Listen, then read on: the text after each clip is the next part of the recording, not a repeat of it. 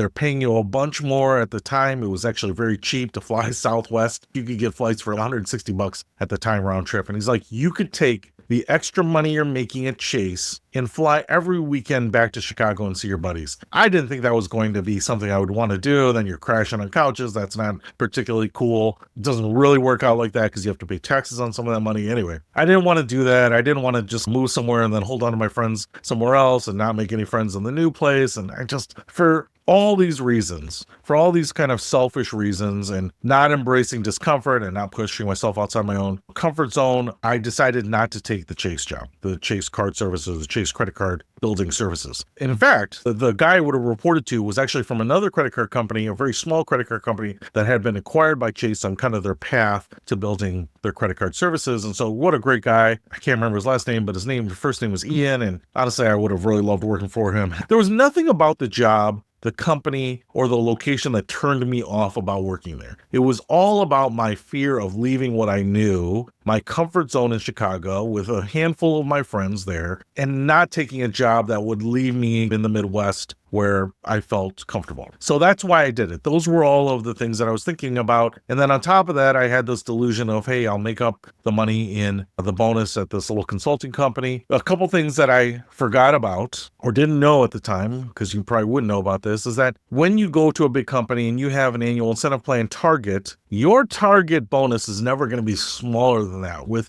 pay increases, obviously 5% is more on a bigger salary. But as you get promotions, your target bonuses will go from 5 to 10 to 20 to 40% to 50%. They can go to 100%. They go to 300% depending on the roles you're at. And so those are basically not salary because you can't guarantee them. But even in lean years, when I've been at big companies, if they're not going to pay out 100% of that bonus, maybe they pay out 80% or 60%. So maybe you're not getting it all. But in a small company, when they say we don't have any restrictions around bonus, what it comes down to is whatever the owners feel like. And especially in a small company, that can be very stark. Some good years, some bad years, some lean years. And in fact, I will tell you what, that 5% target bonus on my first year salary at Chase would have probably been about, let's call it $3,000, $2,800. And so I probably would have gotten that. My first bonus at the small company was $400. Honestly, I was thinking it was going to be thousands of dollars. It was $400. So it was a fraction of what it would have been at the big company. Now,